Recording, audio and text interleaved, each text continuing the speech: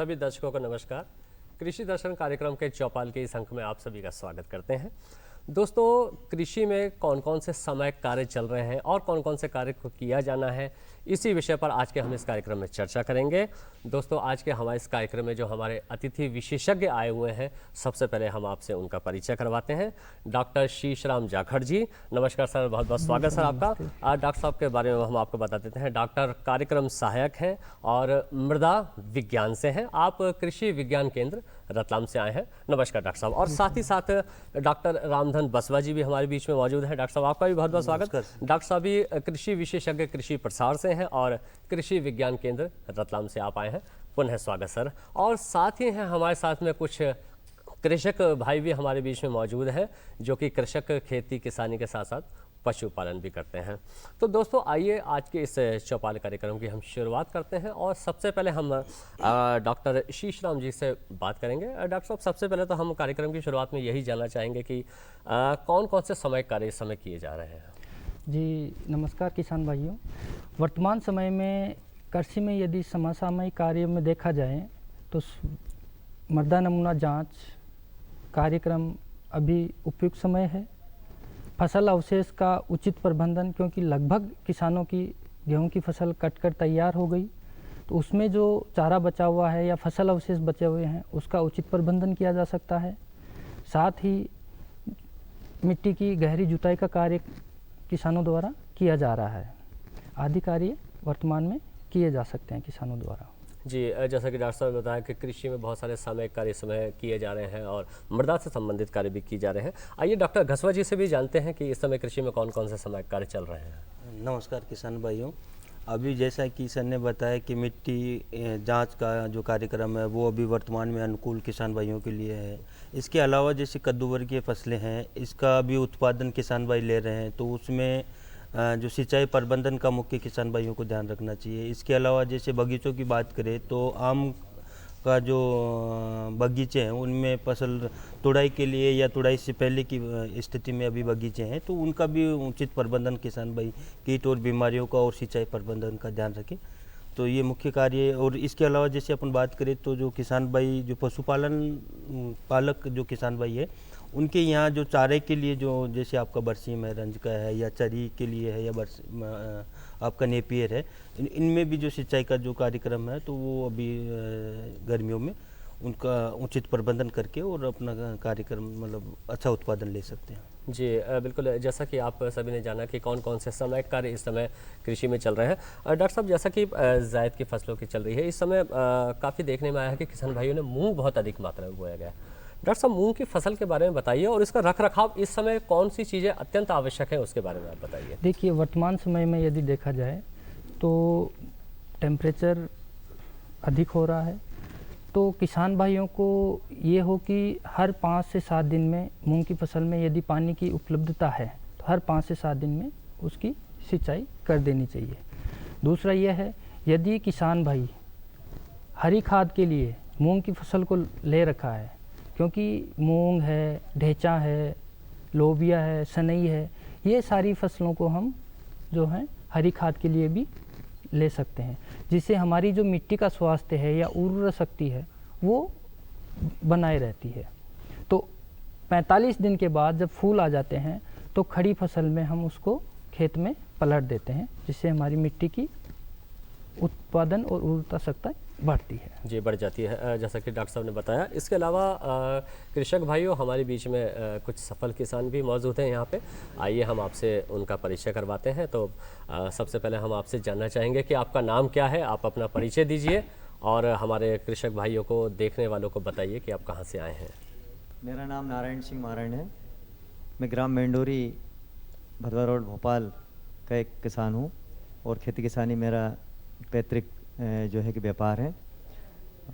मैं एक विशेषज्ञों से एक सवाल पूछना चाहता हूँ। जी बिल्कुल। जैसे अपन मिट्टी परीक्षण करवाते हैं, ये मिट्टी परीक्षण हर वर्ष करवाना चाहिए या एक वर्ष के बाद इसका जो खाद बीज या जैसा भी जो मिट्टी का जो है अपने को पता चलता है, कि मिट्टी में कौन सा खाद उपयोग करना चाहिए, कितना खाद उपयोग करना चाहिए, कितनी मात्रा पानी की देनी चाहिए। जी तो वाकई जो मिट्टी बहुत अच्छा प्रश्न पूछा है डॉक्टर साहब, और हमारे कई कृषक भाई भी इस चीज़ को जानना चाहते हैं कि कितने कितने समय में ये करवाना चाहिए। तो डॉक्टर साहब क्या बताएंगे इस जी बारे में? बिल्कुल, बहुत अच्छा सवाल है किसान भाई का, क्योंकि जो वर्तमान समय चल रहा है वो मृदा नमूना जांच के लिए सर्वोत्तम समय माना गया है। आप देखते हैं कि खरीफ की फसल करते ही हम रबी की फसल लेने की तैयारी शुरू कर देते हैं, तो उसके बीच में क्या है, किसान भाई के पास समय की उपलब्धता कम रहती है। वर्तमान में फसल कट चुकी है, खेत तैयार हैं, तो इस समय में क्या है, मृदा नमूना यदि ले लिया जाए, यदि हम प्रत्येक 4 बीघे से एक नमूना लिया जाता है, तो जिगजैग एक आकृति में जो है सैंपल लेने का एक रेंडमाइजेशन किया जाता है। उसमें क्या है, 15 से 20 जगहें चिन्हित ऐसी की जाती है जहां से किसान भाई को सैंपल लेना रहता है। यदि किसान भाई गेहूं है, सोयाबीन है, चना है, मटर है, मसूर है, ये फसलें लेते हैं, 15 से 20 सेंटीमीटर वी आकार का गहरा गड्ढा खोदकर जो है मिट्टी को बाहर निकाल के और दोनों तरफ से एक एक परत को खरोच के और गड्ढे में इकट्ठा करके और एक गमले में इकट्ठा कर लेते हैं। इस तरह से 15 से 20 जगहों से, चिन्हित जगहों से लेने के बाद में किसान भाई उसको क्या करें, अच्छे से बारीक कर लें और उसको जो है बीच में प्लस का निशान बना के आसपास के 2 भाग को फेंक दे, 2 भाग रख लें। ये किसान भाई तब तक करें जब तक कि हमारे पास में आधा किलो मिट्टी नहीं रह जाए, क्योंकि मृदा नमूना जांच के लिए जब भेजा जाता है तो किसान की जानकारी के संपूर्ण जानकारी के साथ में केवल आधा किलो मिट्टी रहती है। उस मिट्टी को हम पॉलीथीन, जो हमारे पहले से किसी प्रकार से काम में नहीं ली गई हो, या फिर कोई कपड़े का बैग हो, उसका जो है प्रयोग कर सकते हैं। उसके बाद में जो है प्रत्येक 3 साल में किसान भाई को ये ध्यान रखना चाहिए कि प्रत्येक 3 साल में मेरे खेत की नमूना जांच होना चाहिए। उससे किसान भाइयों को ये बेनिफिट मिलेगा, ये लाभ रहेगा। एक तो कौन सी फसल लगाना है, गेहूं की फसल लगानी है, सोयाबीन लगानी है, चना लगाना है, मटर लगानी है, मसूर लगानी है, कोई सी भी फसल लगानी है, कौन कौन से खाद हमें देना है, कितनी मात्रा में देना है, तो इससे क्या है, किसान भाइयों की काफ़ी बचत होगी, पर्यावरण में भी सुधार होगा। जी जैसा कि डॉक्टर साहब ने बताया कि यदि आप मिट्टी को जांच को तय समय पर करवाते हैं तो आपको पता चलता रहेगा कि किस समय कौन सी फसल लेनी है और उसमें किन उर्वरकों की कमी हो गई है, बिल्कुल, ये भी आपको पता चलती रहेगी। आइए डॉक्टर साहब से बात करते हैं। डॉक्टर साहब, आजकल विज्ञान ने काफ़ी तरक्की की हुई है, कई तरीके के मोबाइल ऐप्स भी अब आ गए हैं जो किसानों की मदद कर रहे हैं। जी जी डॉक्टर साहब, हम ये चाहेंगे कि हमारे किसान भाइयों को कुछ ऐसे ऐप्स के बारे में बताइए जो सरलता से उपयोग में भी आ जाएं, और जैसा कि डॉक्टर साहब ने बताया कि समय समय पर पता चलता रहता है कि कौन से खेती हमको करना चाहिए, तो ये भी उनको पता चलता रहे। देखो किसान भाइयों, हर फसल के लिए, हर आपके सब्जी उत्पादन के लिए, आपके फल उत्पादन के लिए, सभी के लिए जो ICAR के जो इंस्टीट्यूट है, उन्होंने हर इंस्टीट्यूट में, लगभग सभी इंस्टीट्यूटों ने अपने विषय से संबंधित मोबाइल ऐप डेवलप कर रखे हैं, और उन मोबाइल ऐप्स को आप अपने एंड्रॉयड फ़ोन में या टैबलेट में या आपका जो लैपटॉप है इसमें डाउनलोड करके और ये इजीली आप हैंडल कर सकते हो। और उसमें जो आपको नवीनतम जो जानकारियां हैं किसान भाइयों को नहीं मिल पाती है किसी कारणवश, तो वो वहाँ से आप जानकारी प्राप्त कर सकते हो। इसमें जैसे सबसे मुख्य अपन बात करें, कुछ मोबाइल ऐप्स ऐसे हैं जो हर जो खेती किसानी करता है उसके लिए उपयोगी है। जैसे किसान सुविधा करके एक मोबाइल ऐप है, इसमें ये आपको जो मुख्य जो अपने फसलें हैं उसमें कीट और बीमारियों के प्रबंधन के बारे में आपको जानकारी देगा। आपके जो सराउंडिंग 100 किलोमीटर में जो जितने भी कृषि मंडी है उनके भाव जो है वो आपको उपलब्ध करवाएगा। इसके अलावा आपका यदि सोइल हेल्थ कार्ड बना हुआ है, किसी कारणवश आपके पास नहीं है, वो उस मोबाइल ऐप से आप डाउनलोड कर सकते हो। इसके अलावा आप उसमें KCC को जो किसान कॉल सेंटर के नंबर है उससे डायरेक्ट आप एक्सपर्ट से कांटेक्ट कर सकते हो। और इसके अलावा भी जो बहुत सारी जो और चीज़ें हैं कृषि से संबंधित, उनका आप लाभ ले सकते हो। इसके अलावा अपन बात करें जैसे मौसम पूर्वानुमान की जानकारी भी ये किसान मोबाइल ऐप देता है। लेकिन एक मोबाइल ऐप है मेघदूत करके, ये भी किसान भाइयों को अगले 5 या 6 दिन का जो मौसम पूर्वानुमान है उसकी जानकारी किसान भाइयों को देता है। तो ये भी काफ़ी ज़्यादा कारगर साबित होता है। किसान भाइयों को मौसम पूर्वानुमान की जानकारी नहीं होने के कारण कई बार बहुत बड़ा नुकसान हो जाता है। यदि किसान की हार्वेस्ट की हुई यदि फसल खेत में पड़ी है और यदि आपको पूर्वानुमान की जानकारी है तो वो उसको समय पूर्व आप उसको मैनेज कर सकते हो। इसके अलावा भी बहुत सारे मोबाइल ऐप है जो इनका आप उपयोग गूगल प्ले स्टोर पे जाके डाउनलोड करके जी और बिल्कुल। आप उपयोग कर सकते हैं। जैसा कि डॉक्टर साहब बता रहे हैं कि मोबाइल ऐप एक बहुत उपयोगी ऐप है, खासतौर से कृषक भाइयों के लिए बहुत उपयोगी ऐप है। दोस्तों हमारे बीच और भी कृषक भाई मौजूद हैं, आइए हम उनसे भी बातचीत करते हैं। आपसे हम जानना चाहेंगे कि आपका नाम क्या है और आप कहाँ से आए हैं, अपना परिचय दीजिए। मैं दिलीप सिंह राजपूत, ग्राम रोंसला जाएगी, विकासखंड नरसिंहगढ़, जिला राजगढ़ का रहने जी राजपूत जी, आप खेती किसानी के साथ पशुपालन भी करते हैं? पशुपालन भी करता हूं। अच्छा, तो इस समय और कितनी खेती है आपकी? पूर्णतः मेरा लक्ष्य जैविक खेती के ऊपर है और अब धीरे धीरे हम शून्य बजट खेती पे आ रहे हैं। जैविक खेती आप जी। ज़्यादा करते हैं। दिलीप जी, हमने तो ये भी सुना है कि आपको कोई पुरस्कार भी मिला हुआ है, उसके बारे में भी बताइए। पुरस्कार मिला है मेरे को जैविक खेती के ऊपर ही, सराहनीय योगदान में 51,000 रुपये का पुरस्कार मिला है मेरे को। जी, तो ये तो बहुत ही हर्ष का विषय है कि हमारे बीच में ऐसे उन्नत किसान भी मौजूद हैं जो लगातार अच्छी और उन्नत किस्म की खेती कर रहे हैं, खासतौर से जैविक खेती कर रहे हैं और इनाम भी ले रहे हैं। हमारे बीच में विशेषज्ञ भी मौजूद हैं, तो क्या आप अपना कोई प्रश्न उनसे करना चाहते हैं? मैं सर से पूछना चाहूँगा कि ये अभी जैसे गर्मियों का जो सीज़न चल रहा है, सर ने भी अभी बताया है, तो हम गहरी जुताई यदि करें तो मतलब 1-2 साल में कैसे करें, हर साल पलटी करें या रुक रुक के? और अभी जैसे एक और भी चल रहा है कि नरवाई बहुत जल रही है, नरवाई के बारे में भी सर, यदि उसको हम नहीं जलाएं तो उसके अवशेष के बारे में भी कुछ बताएं सर। जी, तो दिलीप जी, हम सबसे पहले हमारे विशेषज्ञों से हम ये जान लेते हैं कि गहरी जुताई, जैसा कि दिलीप जी पूछना चाह रहे हैं कि गहरी जुताई कब कब करना चाहिए, तो इसके लिए हम विस्तार से जानना चाहेंगे आपसे। जी बिल्कुल दिलीप जी, आपका बहुत अच्छा सवाल है। देखिए, किसान भाई प्रत्येक 3 साल में एक बार जो है अपने खेत की गहरी जुताई करें, हर साल नहीं करें। यदि गहरी जुताई करते हैं तो उसके किसान भाई को ये लाभ रहेगा कि हमारी जो मिट्टी है कठोर हो जाती है, उसमें एक तो हवा का आवागमन बढ़ जाएगा, जिससे हमारे पेड़ पौधों की जो जड़ें हैं, हम फसल लगाएंगे उसकी जो जड़ें हैं वो मजबूती से प्रदान होगी वहाँ पे हवा में पानी मिलने से। दूसरा क्या है, जितने भी हानिकारक कीट के हैं, लार्वा के हैं, लट हैं, उसके अंडे हैं, वो सारे के सारे क्या हैं, मिट्टी पलटने से ऊपर आ जाएंगे और तापमान अधिक रहने से वर्तमान समय में वो सब नष्ट हो जाएंगे। दूसरी क्या है कि जैसे आप गहरी जुताई करते हैं तो ऊपर की जो मिट्टी की परत है वो टूट जाती है, उससे क्या है, हमारे जो मिट्टी की है वो नमी बनी रहती है। और किसान भाई ये भी ध्यान दें कि 12 से 15 सेंटीमीटर गहरी जुताई करें, वो अच्छा लाभदायक रहती है। इस चीज़ का विशेष ध्यान दें। यानी कि बिल्कुल गहरी जुताई करने के ये सब फ़ायदे आपको मिलेंगे। दिलीप जी, हमें उम्मीद है कि आपको आपका जवाब मिल गया होगा।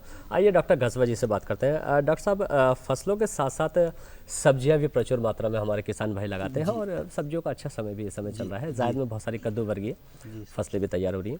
कोई एक ऐसा ऐप बताइए जिससे सब्जियों के बारे में जानकारी मिल सके और ख़ासतौर पर जो कीट जो उसमें लग जाते हैं जी उनकी जानकारी, प्रबंधन के बारे में यदि कोई ऐप हो उसकी जानकारी आप जी हमें सर, एक सर जो अपना सब्जी अनुसंधान संस्थान वाराणसी में है, उन्होंने सब्जी ज्ञान करके एक मोबाइल ऐप तैयार किया है।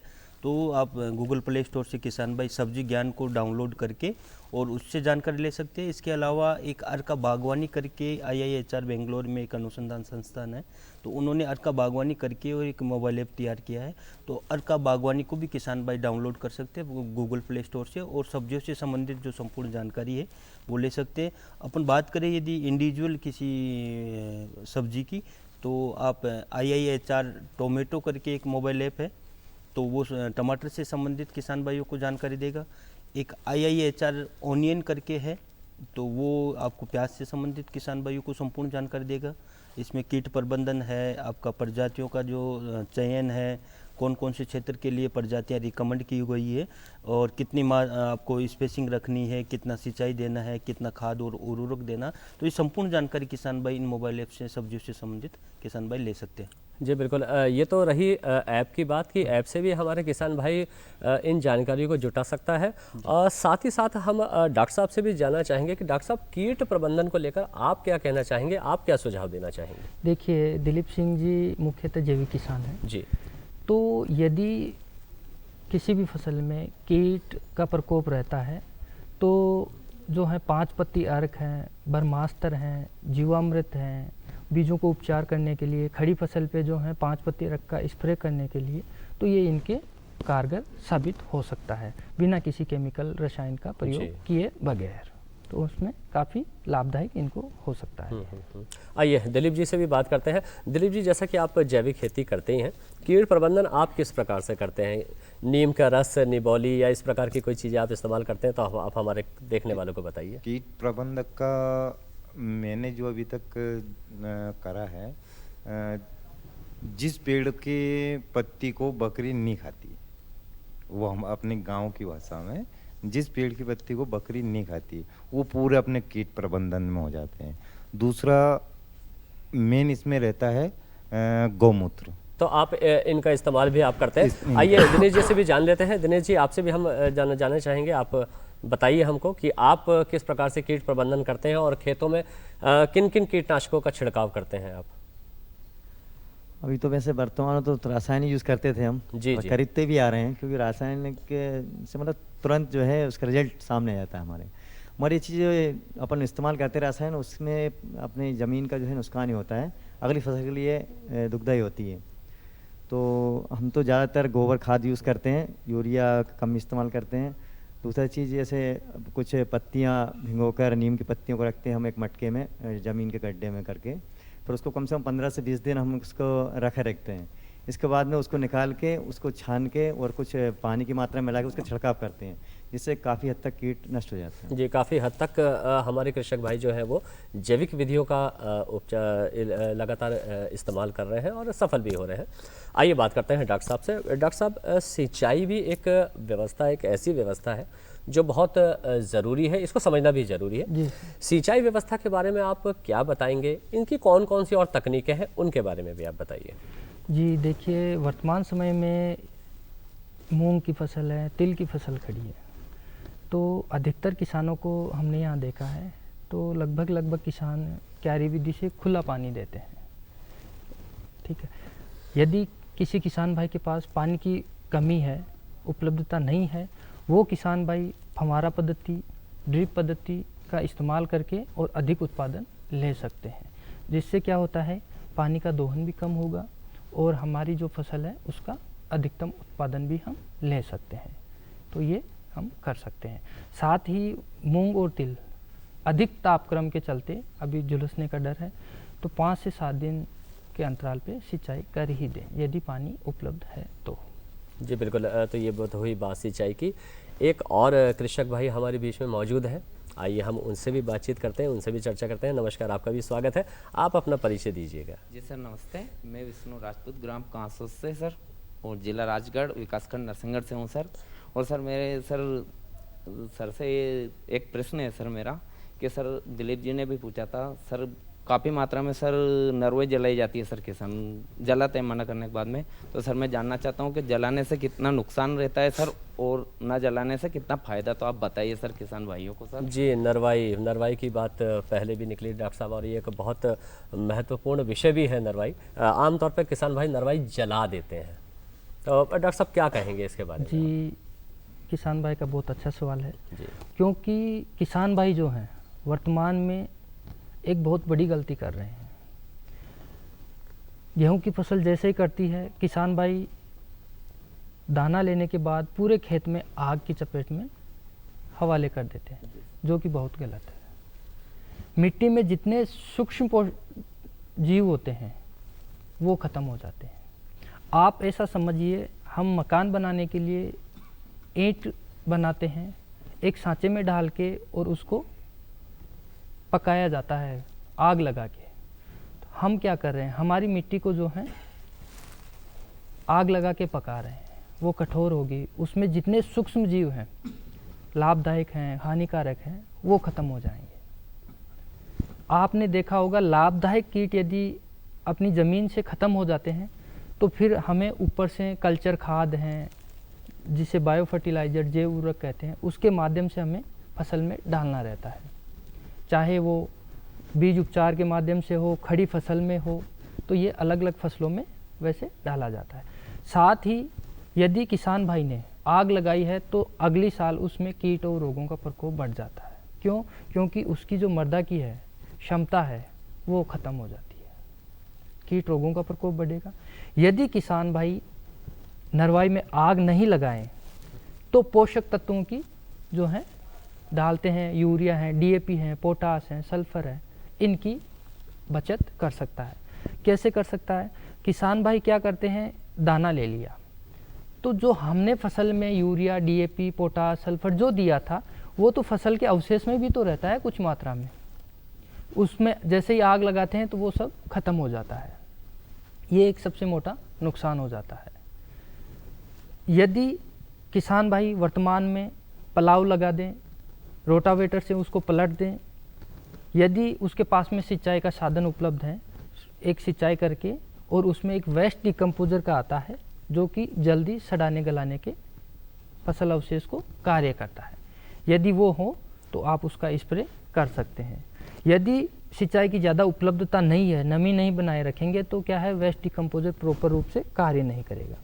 इसके लिए क्या करना है किसान भाई को कि एक गड्ढा कर लें खेत के किनारे और उस गड्ढे में पूरे अवशेष को या नरवाई जिसे कहते हैं किसान भाई, उसको इकट्ठा करके और उस गड्ढे में डाल के थोड़ा सा गोबर या मिट्टी डाल के और उस वेस्ट डिकम्पोजर घोल का आप उस पर स्प्रे करते रहें 5 से 7 दिन के अंदर, तो वो एक बहुत अच्छी खाद बन के तैयार हो जाएगी आपकी अगली फसल के लिए। साथ ही जैसे दिलीप सिंह जी कह रहे हैं कि हम पशुपालन भी करते हैं, तो अपने पशुओं के लिए जो एक्स्ट्रा रिपर्स हैं जो हैं उसका आप चारा तैयार कर सकते हैं और अपने घर पे स्टोर कर सकते हैं। इस प्रकार से इसका उचित प्रबंधन कर सकते हैं। जी बिल्कुल। तो विष्णु जी ने बहुत ही अच्छा प्रश्न पूछा था, नरवाई प्रबंधन कैसे किया जाए। तो बिल्कुल आग बिल्कुल ना लगाई जाए और बल्कि गड्ढा करके उसमें जो भी वेस्टेज है उसके अंदर दबा के उसकी एक अच्छी खाद के रूप में भी इस्तेमाल किया जाएगा। विष्णु जी से और बात करना चाहेंगे। विष्णु जी, जैसे डॉक्टर घसवा जी ने बताया, बहुत सारे मोबाइल ऐप्स भी इस्तेमाल हो रहे हैं। क्या आप किसी ऐप का इस्तेमाल करते हैं, और यदि नहीं करते हैं तो क्या ऐप के बारे में आप कुछ और जानना चाहेंगे? जी सर, हाँ सर से पूछना चाहता हूँ सर, जैसे सर गांव के लोग हैं, किसान है सर, अक्सर बड़े एंड्रॉयड फ़ोन में चलते हैं सर ऐप्स, तो सर जैसे गांव के हैं सर, वो आसानी से चला पाएंगे सर सभी किसान भाई? हाँ बिल्कुल, ये इजीली है, मतलब एक आसानी से हैंडल होने वाले मोबाइल ऐप्स है जो किसान भाई जो छोटे मोटे ऐप भी जैसे ऑनलाइन पेमेंट कर रहे हैं, टिकट बुक कर रहे हैं, बहुत एडवांस लोग हो रहे हैं। अभी धीरे धीरे मोबाइल का जो चलन है दिनों दिन बढ़ता जा रहा है, तो उनसे भी इजीली हैंडल आप जो कृषि मोबाइल ऐप है इनको आप कर सकते हो। और कुछ मोबाइल ऐप्स तो ऐसे भी हैं, जैसे एक मालवा कृषि करके मोबाइल ऐप है जो किसान भाई जो पढ़ा लिखा नहीं है, जो पढ़ना नहीं जानता है, वो किसान भाई वॉइस के माध्यम से सुन के और कृषि से संबंधित जानकारी प्राप्त कर सकते हैं। जी बिल्कुल। तो ये एक बहुत ही सरल ऐप है, इसको हर कोई चला सकता है। डॉक्टर घसवा जी, आज का जो हमारा जो युवा है जी, वो तो बिल्कुल Android mobile, tablet, computer friendly है वो इन ऐप्स का कितना बेहतर इस्तेमाल कर पा रहा है, आपको क्या देखने को मिलता है? सर अभी मोबाइल का जैसे उपयोग बढ़ता जा रहा है, तो उसी के अनुपात में कृषि से संबंधित जो मोबाइल ऐप है उनका भी उपयोग दिनों दिन बढ़ रहा है, लेकिन उस ब्रॉड लेवल पे नहीं हो रहा है जितना जैसे अपन मानते हैं कि 50% से अधिक जो पॉपुलेशन है देश की वो कृषि पे आधारित है, तो उस हिसाब से मोबाइल ऐप्स का यूज़ नहीं हो रहा। यूज़ तो दिनों दिन बढ़ रहा है लेकिन उस अनुपात में नहीं हो रहा है। तो किसानों से आग्रह है कि जो जितने भी जो कृषि से संबंधित मोबाइल ऐप हैं तो उनको आप गूगल प्ले स्टोर पे डाउनलोड करके और अधिकतम यूज़ करें। और मुख्य जो मोबाइल ऐप है, जैसे चना से संबंधित यदि आपको चना उत्पादन के लिए यदि आपको यूज़ करना है तो चना मित्र करके एक मोबाइल ऐप है। गेहूँ से संबंधित जानकारी लेना है तो गेहूँ डॉक्टर करके एक मोबाइल ऐप है। सोयाबीन के उन्नत उत्पादन तकनीक के लिए सोयाबीन ज्ञान करके एक मोबाइल ऐप है जो अपने इंदौर में अनुसंधान संस्थान है सोयाबीन का, वहाँ के वैज्ञानिकों ने मिलके और IT वालों से मिलके तैयार किया है। तो ऐसे बहुत सारे मोबाइल ऐप है जो किसान भाई गूगल प्ले स्टोर से डाउनलोड करके और नवीनतम जानकारी प्राप्त कर सकते हैं। जी बिल्कुल। तो ये एक बहुत अच्छा ऐप है जिसके बारे में डॉक्टर घसवा जी ने बताया है, तो आप बिल्कुल यदि नहीं कर रहे हैं तो इन ऐप्स का आप इस्तेमाल जरूर कीजिए, बहुत ही आसान और सरल है ये चलाने में। दोस्तों, कार्यक्रम का यह अंक यहीं तक था। अंत में हम जाते जाते हम हमारे विशेषज्ञों को धन्यवाद देंगे। डॉक्टर साहब, आपका बहुत बहुत धन्यवाद, आप प्रोग्राम में आए और आपने जानकारियाँ दी। साथ ही साथ डॉक्टर साहब, आपका भी बहुत बहुत धन्यवाद, आप भी प्रोग्राम में आए और आपने हमारे दर्शकों को महत्वपूर्ण जानकारियाँ दी। धन्यवाद। कृषक भाई जो इस समय हमारे साथ में पूरे प्रोग्राम में मौजूद रहे, हम आपका भी बहुत बहुत धन्यवाद देते हैं। आपने भी प्रोग्राम में अपनी अपनी महत्वपूर्ण जानकारियाँ साझा करी। तो दोस्तों, कृषि दर्शन कार्यक्रम का यह अंक यहीं तक था। कृषि दर्शन के हम नए अंक में फिर कुछ कृषि, बागवानी, पशुपालन संबंधी नई जानकारियाँ लेकर हम जरूर आएंगे। तब तक के लिए आज्ञा दीजिए। नमस्कार।